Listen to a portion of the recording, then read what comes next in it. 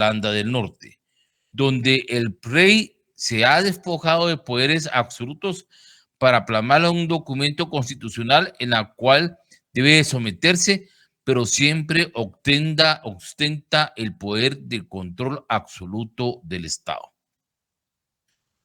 Las siguientes constituciones se denominan constituciones pactadas. Estas constituciones pactadas nacen de un contrato celebrado entre el rey y el pueblo, como portadores de dos voluntades tenidas como equivalentes. Este pacto se produce entre el rey o príncipe y el pueblo, resultado de una transacción o una capitulación. Quiere decir que el rey o príncipe cede parte completa de sus poderes absolutos para otorgarlo a través del pueblo, para que los poderes del Estado pasen al dominio del poder democrático soberano del pueblo. Ejemplo de una constitución pactada es la Constitución de España, en los cuales los reyes de España tuvieron que capitular y transar a través de una guerra civil que existió en el siglo antepasado en España, en los cuales lógicamente se dieron parte de sus poderes soberanos, y el rey únicamente y la reina y los príncipes solo tienen ciertos privilegios de representación de protocolo de la monarquía, porque los poderes del Estado están bajo el dominio del pueblo. Y por último tenemos las constituciones democráticas. Como su nombre lo indica, son las que va a dictar el pueblo en el ejercicio de su poder soberano por medio de sus representantes integrados en poder constituyente. Estas constituciones democráticas se caracterizan por ser documentos jurídicamente solemnes que limitan las atribuciones del poder público y que reconocen y garantizan una inviolable libertad en favor de cada individuo, de cada ciudadano de determinado estado. Con esto concluimos estas clasificaciones doctrinarias de las diversas constituciones según el tratadista Rodrigo Borja. A continuación, analizaremos las partes de que consta una constitución política. Doctrinariamente y también tradicionalmente se indica que toda constitución tiene dos partes importantes que debe de conocerse: una parte dogmática y una parte orgánica. La parte dogmática se refiere a los principios generales o garantías constitucionales, tanto individuales y sociales del ser humano. En esta parte dogmática de la Constitución están consagrados la Declaración Universal de los Derechos Humanos. ¿En dónde se encuentra ubicada en nuestra Constitución política esta parte dogmática? Esta la tenemos regulada del artículo 1 al artículo 139 de la Constitución política. Quiere decir que usted en su Constitución política del 1 al 139, ahí va a encontrar toda la parte dogmática de la Constitución, que está integrada por principios generales de garantías constitucionales, tanto individuales y sociales del ser humano, que constituyen, en pocas palabras, la Declaración Universal de los Derechos Humanos. La segunda parte de la Constitución se denomina parte orgánica. Esta contiene la estructuración de los órganos del poder del Estado, sus atribuciones y algunos medios de control, en donde encontramos integrada la parte orgánica de nuestra Constitución. Esta se inicia del artículo 140 al artículo 281, repito, 140 al 281 de la Constitución Política de la República de Guatemala. Aunque al final, en su constitución, la Constitución Política, existe una parte que se denomina parte transitoria, que son decisiones finales y transitorias que se elaboraron cuando se creó la Constitución en 1985, que eran normas para constituir y quedar firme los órganos del poder del Estado, que también forman parte transitoria de esta parte orgánica. Existe una tercera clasificación por algunos tratadistas que le denominan parte pragmática o parte práctica de la Constitución. Esta tendencia ha estado establecida en el Catecismo Constitucional de un texto de estudio que elaboró el ex procurador de los derechos humanos, ex constituyente y también expresidente de la República de Guatemala, Ramiro de León Carpio, ya fallecido. Y él indica que en esta parte pragmática o práctica de la Constitución, ahí vamos a encontrar los garantías constitucionales de defensa del orden constitucional, es decir, los recursos que se pueden interponer como medios de control contra los abusos del poder público y sus excesos. Y ahí encontraremos el planteamiento del recurso de exhibición personal, el amparo y de constitucionalidad, que si lo fuéramos en esta parte pragmática, estaría o práctica, estaría regulada del artículo 263 a definitivamente al artículo 281 de la Constitución Política de la República de Guatemala. Pero reitero, doctrinariamente y tradicionalmente se indican que existen dos partes de Constitución, parte dogmática y parte orgánica. Explicando ya esta fase de las partes que integran la Constitución, entremos a analizar dos fenómenos que pueden interrumpir el proceso de desarrollo jurídico de una Constitución, es decir, que pueden dejarlo sin su efecto jurídico. En el proceso de desarrollo jurídico de una Constitución puede verse interrumpido por dos fenómenos. ¿Cuáles son esos fenómenos que pueden dejar sin efecto jurídico una Constitución? El golpe de Estado y una revolución. ¿Qué es un golpe de Estado? El golpe de Estado es una deposición violenta de un gobierno constitucional para instaurar un nuevo que generalmente no va a cambiar la esencia del gobierno existente. Y esto quiere decir que no trae como consecuencia un cambio de estructuras políticas y económicas, sino únicamente cambios formales que pueden ser positivos o negativos según la inspiración ideológica del mismo. Normalmente, ¿quiénes pueden dar un golpe de Estado? Las Fuerzas Armadas. Quienes tienen el poder militar son los únicos que pueden deponer violentamente a un régimen constitucionalmente establecido y dejar sin vida y sin efecto una constitución política. Guatemala, en su historia reciente, ha sido objeto de diferentes golpes de Estado. Desde 1956, 1965, así sucesivamente hasta el último de 1982, fueron objeto de interrupción de régimen constitucional a través de golpe de Estado. ¿Quiénes los promovieron? Las Fuerzas Armadas, el Ejército de Guatemala. Ahora hablemos de la revolución.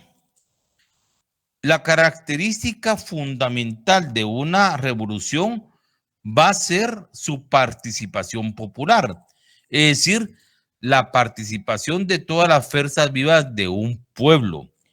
De consiguiente, en una revolución, los beneficios van a ser notorios para la mayoría de la sociedad. En una revolución se van a observar cambios de las estructuras económicas y políticas según la inspiración ideológica de la misma. Existen profundos, lógicamente, cambios estructurales. En consecuencia, la revolución también da como resultado la interrupción de un sistema constitucionalmente existente. Ejemplo de la revolución en Guatemala, la acaecida el 20 de octubre de 1944. Ese es un ejemplo claro de una revolución. Ya efectuando el análisis de los dos fenómenos que pueden interrumpir la vida jurídica de una constitución, del golpe de Estado y una revolución, hablemos a continuación del tema de reformas y abrogación de la Constitución. Reforma significa, jóvenes, introducción de cambios parciales en una determinada ley vigente, en tanto la sustitución total de una ley, recuérdense que se denomina abrogación. En ese sentido, la supresión parcial de una ley se le denomina derogación. La abrogación de una constitución estaría por consiguiente reservada a través de un golpe de Estado o de una revolución.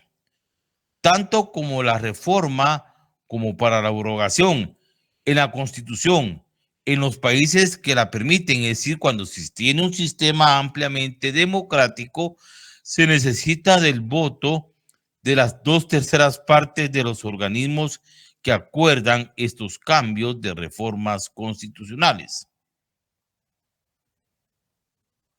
Hablemos a continuación de nuestro derecho respecto a la reforma de la Constitución.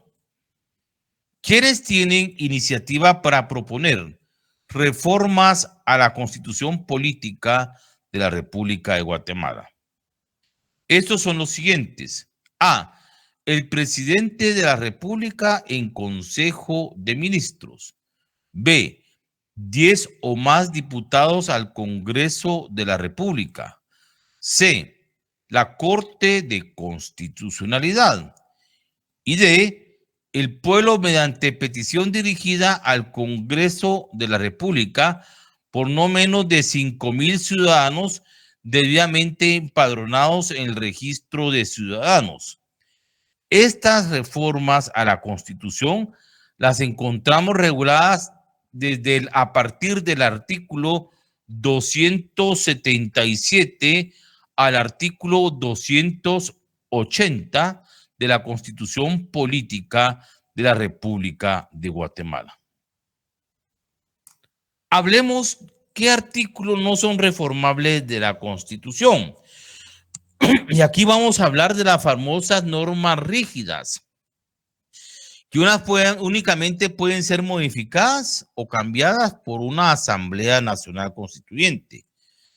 Los artículos que no son reformables en la Constitución son el artículo 140, el artículo 141, 165, literal G, 186, 187 y lo estipulado en el artículo 281 de la Constitución Política de la República de Guatemala. A estas normas constitucionales en doctrina se le conoce con el nombre de normas pétreas, o sea, normas duras. Pétrea en griego quiere decir piedra. Son normas rígidas, normas pétreas. ¿Por qué motivo no pueden ser reformados estos artículos de la Constitución? Porque, jóvenes, en nuestra Constitución política no se puede cambiar ni vulnerar la forma republicana de gobierno, el principio de no reelección para el ejercicio de la presidencia de la República y también lo relativo a la alternabilidad en el ejercicio de la presidencia de la República. Es decir, que las mismas no son susceptibles de cambio. Únicamente en última instancia podrían ser modificadas o reformadas por una Asamblea Nacional Constituyente. Pero mucha atención.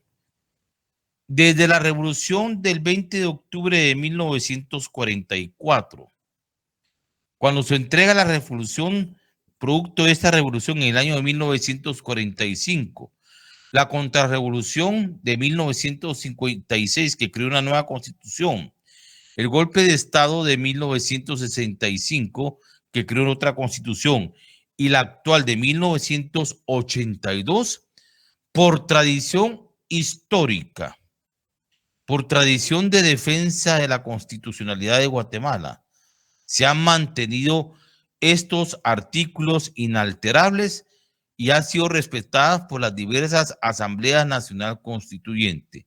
¿Por qué? Porque se ha jurado que durante toda Guatemala ya no una vez se puede ser presidente de la República y nunca más.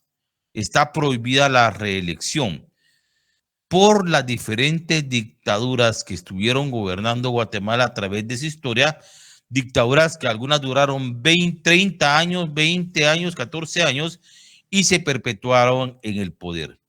Y a partir de la revolución de 1944 se juró jamás reelegir a una persona nuevamente. En Guatemala únicamente se puede ser electo una vez hasta el día de hoy para el cargo de presidente de la República. También la alternabilidad en el poder. Los parientes no pueden alternarse el poder mientras esté en ejercicio quien ejerce la presidencia y vicepresidencia de la República. Está prohibido. También el sistema republicano y democrático de gobierno de la división de poderes tampoco se puede alterar. Es parte del espíritu democrático de las constituciones que han tenido y hasta el día de hoy han sido respetadas. Vamos a entrar a analizar algo que prácticamente por el proceso actualmente electoral está la interpretación del artículo 186 de la Constitución Política de Guatemala. Ustedes en su libro lo tienen, dice interpretación del artículo 186, literal A de la Constitución Política de la República de Guatemala, efectuada por la Corte de Constitucionalidad. Y dice de la siguiente forma. Artículo 186. Prohibiciones para optar a los cargos de presidente o vicepresidente de la República. No podrán optar al cargo de presidente o vicepresidente de la República, literal A, el caudillo ni los jefes de un golpe de Estado, revolución armada o movimiento similar que haya alterado el orden constitucional, ni quienes como consecuencia de tales hechos asuman la jefatura de gobierno. Y viene el análisis de la Corte de Constitucionalidad. La disposición regula situaciones pro futuro, dice, pero que tienen su antecedente en hechos ocurridos con anterioridad, como también sucede con otras condiciones previstas en la misma Constitución. Entre ellas, la más característica es la expresa prohibición que contiene para quienes hubiesen desempeñado durante cualquier tiempo el cargo de presidente de la República por elección popular, que no podrán volver a desempeñarlo en ningún caso, como lo prescribe terminantemente el primer párrafo del artículo 185. Lo mismo deberá entenderse de la prohibición de reelección del presidente de la República prevista en el segundo párrafo, que comprende también a quienes habían sido electos con época anterior en la entrada en vigencia de esta Constitución. El análisis comparado de los antecedentes históricos de la prohibición, según figuraron en otros textos, corrobora que el poder constituyente que elaboró la actual Constitución varió intencional y claramente la delimitación temporal de la norma al utilizar el tiempo verbal en pretérito perfecto, para que la indicada prohibición se refiera a la alteración del orden constitucional, no solo del presente, sino también la del pasado. Forma más efectiva para preservar el Estado de Derecho que en nuestra historia ha carecido de normalidad. Y sin que ello implique la aplicación retroactiva de la Constitución, sino el reconocimiento de su carácter normativo. En la cuestión examinada, es absoluto que la prohibición contenida en el inciso A del artículo 186 de la Constitución es de inelegibilidad y no simplemente de incompatibilidad, porque la opción a los cargos de presidente y vicepresidente de la República se materializa al aceptar la proclamación y se formaliza al solicitarse su inscripción como candidato, y no solamente si se alcanza la mayoría necesaria para optar a ser declarado electo, ya que la dicción optar significa, según la sección adecuada del diccionario de la lengua española, entrar en la dignidad, empleo u otra cosa que tiene derecho, siendo aquí lo dominante la expresión tiene derecho, del que se carece cuando se obra contra legen, es decir, contra el derecho, contra la ley, sobre todo cuando existe prohibición de orden supremo imposible de salvar sin la alteración del orden constitucional, porque su texto prohíbe expresamente la reforma de la disposición que la contiene en su artículo 281. El resumen concluye implicando el derecho subjetivo una conjunción de dos elementos inseparables, una facultad o potestad de exigir y una obligación correlativa de cumplir dicha exigencia, no puede darse tales cuando una prohibición constitucional impiden la titularidad del derecho. Opinión consultiva emitida a solicitud del Congreso de la República, caseta número 14, expediente número 212-89, página número 6, resolución 1611-89. Esta prohibición, jóvenes, del artículo 186, en su literal A, que prohíbe que no pueden optar al cargo de presidente y vicepresidente de la República el caudillo ni los jefes de un golpe de Estado, revolución armada o movimiento similar que hayan alterado el orden constitucional y quienes como consecuencia de tales hechos asuman la jefatura de gobierno, también alcanza en la literal C del mismo artículo 186 a los parientes dentro del cuarto grado de consanguinidad y segundo de afinidad, tanto del presidente como del vicepresidente de la República, en estos casos en relación a los que se refiere al ejercicio de la presidencia de las personas que están indicadas en la literal A. Quiere decir que esta prohibición abarca para pasado, presente y futuro a los familiares de los caudillos de un golpe de Estado o movimiento similar armado que haya alterado el orden constitucional. Esta prohibición es una prohibición perpetua para optar al cargo de la presidencia de la República. Esa es la interpretación que se da de esta literal C. ¿Qué ha pasado con ciertas personas? Bueno, no voy a mencionar nombre de esta prohibición de carácter constitucional, que es una prohibición de norma pétrea de la Constitución en defensa del orden constitucional.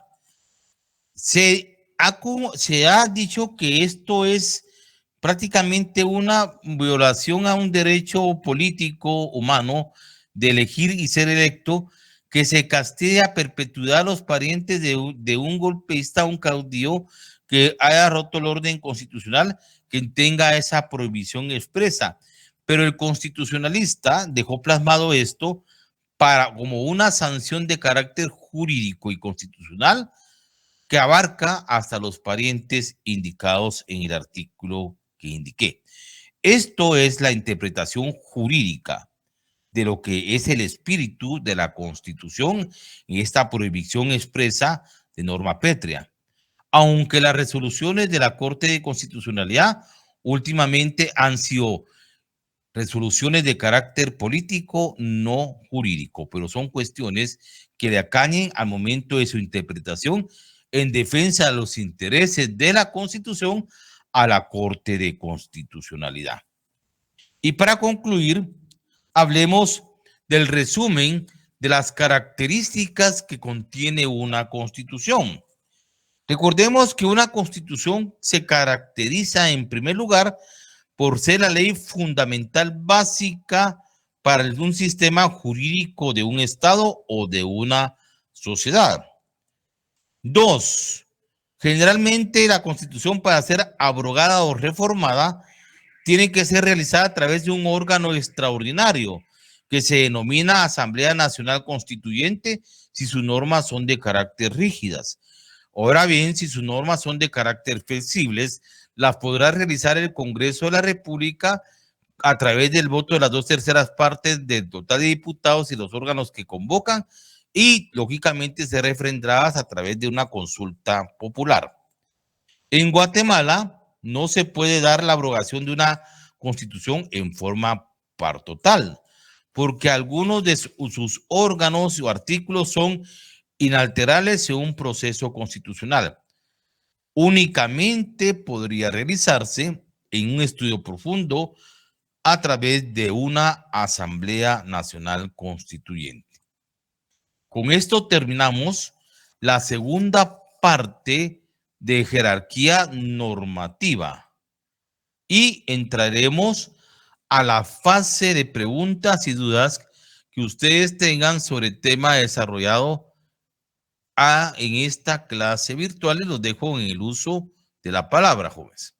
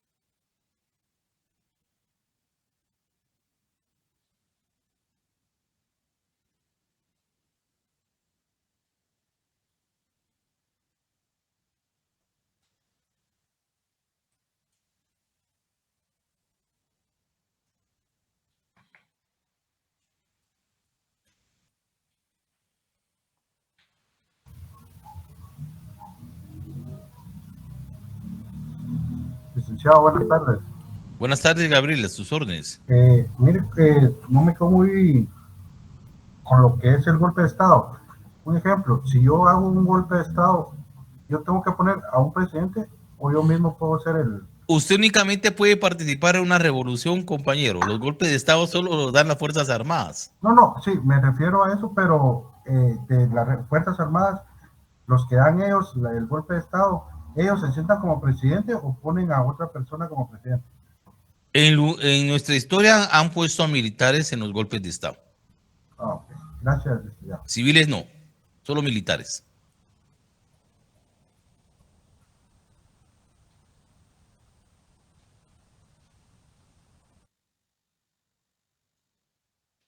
Laura y Sebastián, la Constitución de Guatemala es democrática porque fue elaborada por una Asamblea Nacional Constituyente, electos los diputados en el ejercicio del poder soberano del pueblo a través del voto.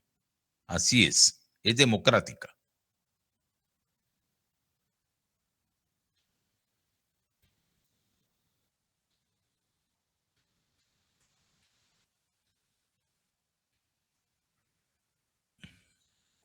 Edín Guerra dice, en el caso de Suri Ríos, dice, es constituyente su participación como candidata a la presidencia. Considero que su relación con Efraín Ríos Montt y la guerra interna donde tuvo su participación. Aclaro, Suri Ríos no es constituyente, nunca elaboró una constitución. Ella es hija de un jefe de Estado que en el año 82 participó en la insurrección de un golpe de Estado que dejó sin efecto a la Constitución de 1965. En razón del cual al señor Efraín Ríos Montt, que ya falleció, no podría optar al cargo de presidente ni de vicepresidente de la República porque lo abarcaba el artículo 186 de la Constitución, literal A, que dice que no pueden optar al cargo de presidente y vicepresidente de la República el caudillo ni los jefes de un golpe de Estado o movimiento similar que hayan alterado el orden constitucional, ni que como consecuencia de tales hechos asuman la jefatura de gobierno. Río Montt en esa oportunidad fue jefe de un golpe de Estado, sí. Armado, sí. Alteró el orden constitucional, sí. Asumió la jefatura de gobierno, de Estado, sí. Por lo tanto, él en su tiempo de vida no podría optar al cargo de la presidencia de la República. No obstante, algunas cortes de constitucional anterior, cuando él participó, le dieron el aval, violentando expresamente lo estipulado en la propia constitución política. Y esto sí es constitutivo de delito. Ahora bien, si usted se va a este artículo 186 literal A y lo integra con la literal C del mismo artículo, dice que esta prohibición también abarca a los parientes dentro del cuarto grado de consanguinidad y segundo grado de afinidad del presidente, dice, que se refiere al inciso primero de este artículo, o sea, a la literal A. Quiere decir que esta prohibición a perpetuidad en su interpretación abarca también a los familiares de los descendientes o parientes por afinidad del difunto Efraín Ríos Montt. O sea, al interpretar el espíritu constitucional de estas dos normas, tendría prohibición perpetua de ejercer el cargo de presidencia de la República. Pero ¿qué es lo que pasa aquí? Existe una circunstancia de derechos humanos, del derecho de elegir y ser electo, que es un derecho político, donde ella manifestó que se le estaban violando sus derechos humanos constitucionales. Y esto fue un criterio que ha utilizado la Corte de Constitucionalidad para admitir su participación, y también en otra corte anterior, a través de una opinión que se dio sobre el respecto. Pero son criterios políticos, no son dictámenes jurídicos. Ahí donde hay que hacer la salvedad en su interpretación. Políticos, no jurídicos. Edwin Guerra, buenas tardes. ¿Qué tal, licenciado? Buenas tardes. Sí, la pregunta iba enfocada principalmente a lo que mencionaba de la Constitución, en las prohibiciones, principalmente en los familiares.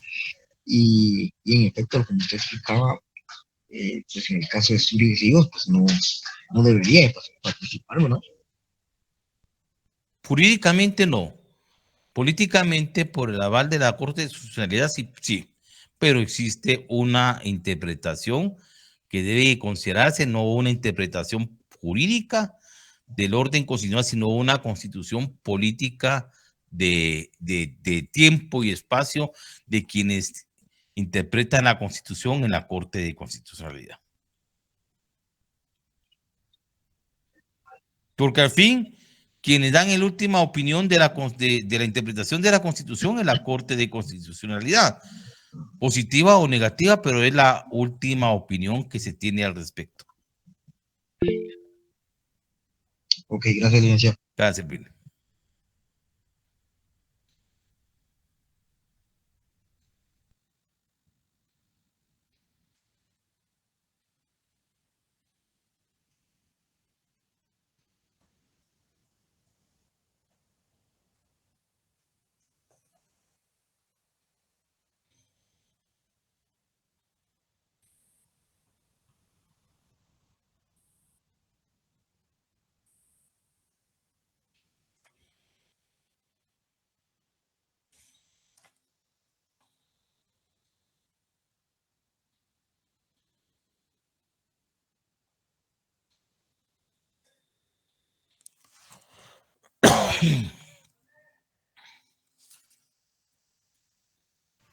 Licenciado, una pregunta. O sea que para ser presidente solo una vez se puede participar, o como así, es que ahí me perdí un poquito. Solo una vez se puede ser presidente en la República y nunca más. Quisiéramos cambiar la Constitución para volver a elegir otra vez el mismo. No se puede. Tendría que ser una Asamblea Nacional Constituyente por el espíritu democrático y la historia de Guatemala. La respuesta le voy a decir anticipadamente no. Siempre no. ¿Usted cree que las personas se van a querer ser solo una vez? Se perpetúan en el poder. Mire lo que está pasando en otros países como Nicaragua, Venezuela, en América del Sur. En Salvador eso quiere hacer. Eso se llama fiebre de poder, ambición. Se perpetúan. El hombre por naturaleza es ambicioso, el ser humano. Y Guatemala ya tuvo buenas experiencias de dejar abierto el chorro para que otro se siga veniendo todo el tiempo. Por eso la respuesta es no. Una vez y se quedará como recuerdo positivo o negativo de su gestión. ¿No va a dar nota de laboratorio, licenciado?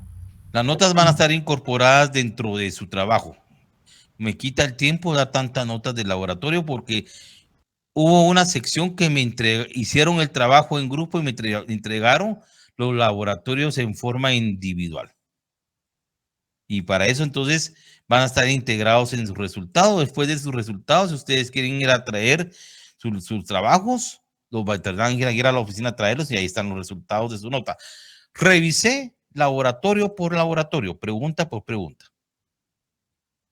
No puse notas al azar. Si era un trabajo en grupo, pues si estaba el listado del grupo, el mismo resultado tenía el grupo. O sea que si fue un trabajo individual, califiqué pregunta por pregunta y corregí los errores. O sea, algunos sacaron 10, otros sacaron 9, 8, 7. Y hubo un trabajo que 5 puntos le coloqué solo por no dejarlos sin puntos. Que eran dos compañeros estudiantes. Primero, me presentaron el laboratorio de la primera unidad resuelto. Cuando las instrucciones eran el trabajo del laboratorio de la segunda unidad número 2. Las instrucciones eran precisas. Pensaron que yo no iba a revisar. Y otros compañeros que astutamente me llenaron solo algunas preguntitas y dejaron una cantidad de preguntas vacías. Yo sí soy muy minucioso para calificar, jóvenes.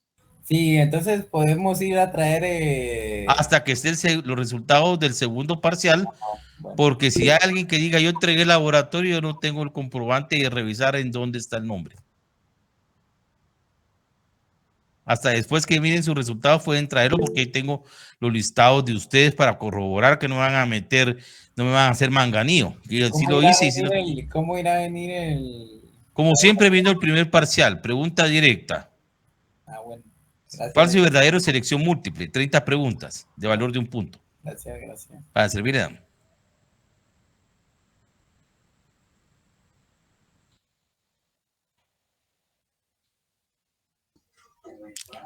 Entonces la nota vendrá incorporada con el segundo parcial. Con el segundo parcial. Y si usted quiere saber, entonces ahí se van a ver, pueden ver cuánto sacaron en su laboratorio. Sección C, vamos a ver. Sección C, hay un buen porcentaje de 8 puntos sobre 10, un mínimo de 9, de 10, 9 y otros, pero el gran porcentaje está 8 sobre 10. Licenciado, ¿cuánto valía de nota el laboratorio? 10 puntos. 10 puntos. Muy bien. 10 puntos.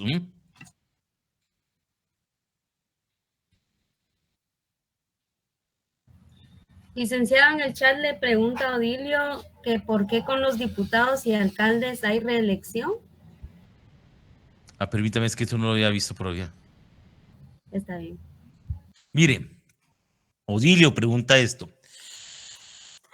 Esto es un problema que se ha tratado de modificar en la ley electoral y de partidos políticos.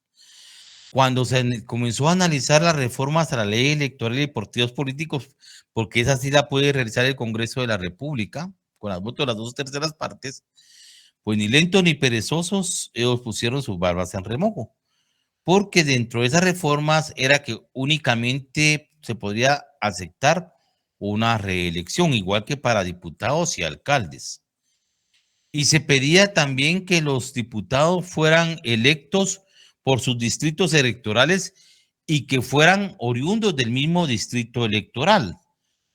La foto del candidato para que usted supiera por quién iba a votar, no solo el nombre, ni el mapita o el símbolo como actualmente se hace, porque ahí es donde se nos cuelan los mismos de siempre. Pero como los diputados al Congreso de la República saben que para eso los que están y los que se reeligen, que tienen muchos años de estar ahí viviendo del Congreso, saben que en la reelección, bajo esos esquemas, tendría muy limitada su reelección. Porque al ver simplemente la foto, uno sabe que esta persona, qué fue lo que hizo en 4 años de gestión legislativa. Pero ¿cuál solo va a aparecer el nombre en el montón de listado que en esa letrita pequeña? Y ahora que van a participar una cantidad de partidos políticos que va a aparecer, está peor que la lotería. Como va a salir la boleta, va a ser muy difícil que el ciudadano común y corriente pueda ubicar a sus diputados que usted quiera elegir. Porque ¿qué es lo que hace el pueblo de Guatemala? La mayoría, por el símbolo votan. Y ahí es donde entra el problema serio. Se tiene que votar por nombres y apellidos y la foto del diputado por el distrito. Y eso es lo que ellos no han querido. Por eso es que se nos ha metido en reelección los diputados y alcaldes. Hay alcaldes que ya prácticamente ya convirtieron en un feudo sus administraciones municipales. Hay unos que tienen hasta 30 años de ser alcaldes y ¿quién los saca de ahí? Pero por esos vicios y esas deficiencias de nuestra ley electoral y de los partidos políticos. Mientras no modifiquemos esta ley electoral, nos pasará la misma historia cada 4 años.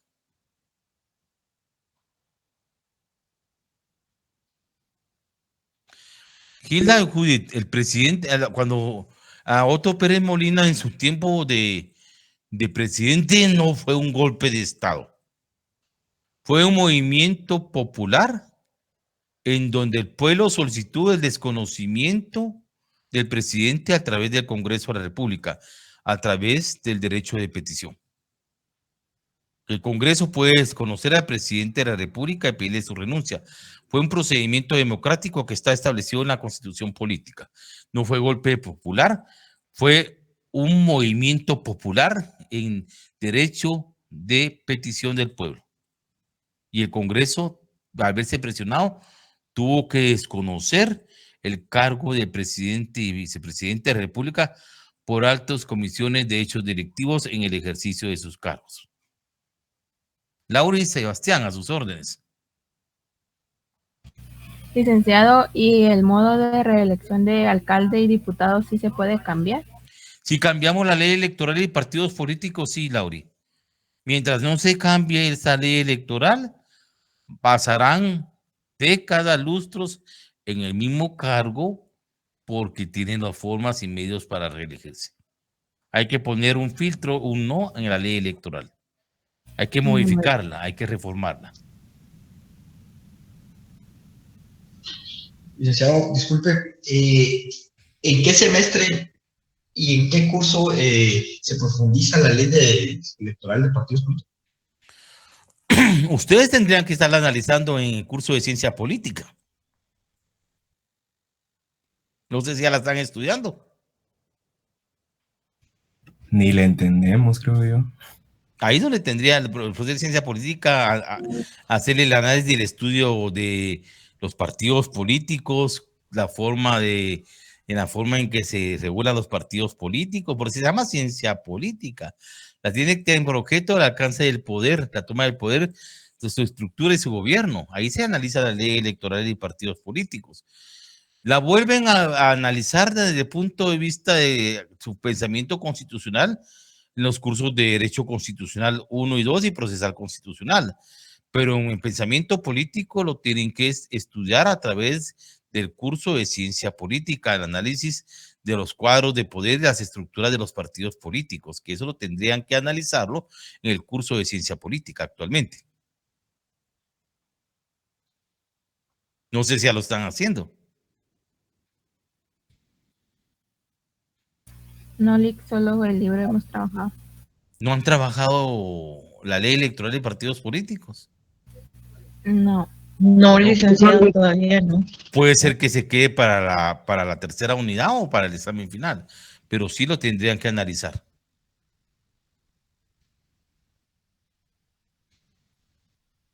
En esos cursos donde se mira todo esto de la ley electoral y se analiza profundamente en el ámbito del derecho constitucional.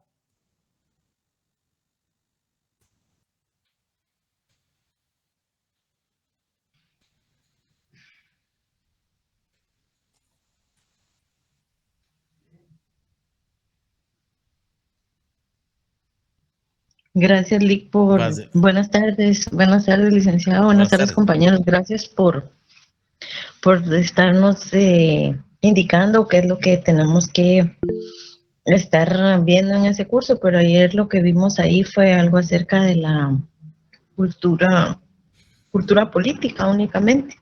¿No han visto los cuadros de cómo se estructuran los partidos políticos en su pensamiento ideológico? Los partidos del fascismo, el partido el neoliberalismo y todas estas corrientes, el socialismo, el partido, todo eso, de los partidos políticos, el pensamiento ideológico de los partidos políticos, los partidos de aún cuadro, todavía no han visto eso. No, aún no. Tienen que verlo porque es parte del curso, porque eso es parte donde le van a empejar más el pensamiento y la constitución de los partidos políticos.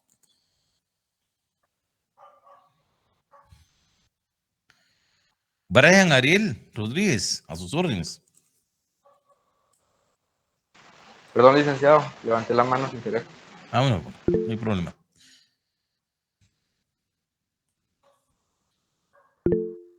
Carlos del Cid, a sus órdenes. Gracias, buenas tardes, licenciado. Buenas tardes.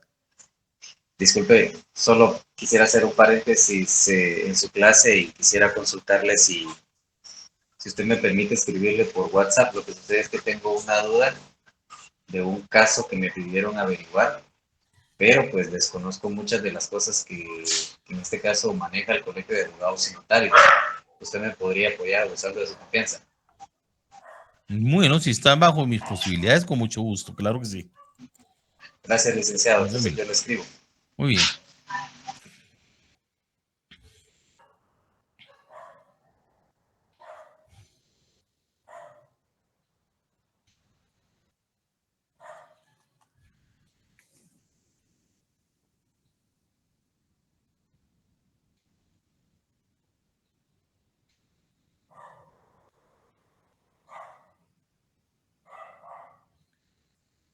¿Alguien más que desee tenga alguna pregunta, jóvenes?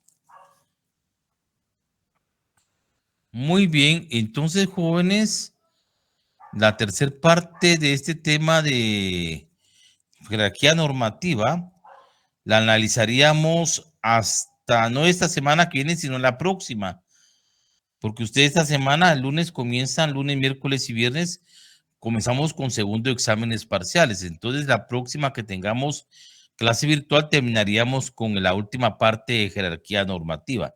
Entonces, nos vemos, jóvenes, buenas noches, y a partir de lunes, éxitos en sus segundos exámenes parciales. Gracias, licenciado. A servirle, jóvenes. Noche. Gracias, licenciado.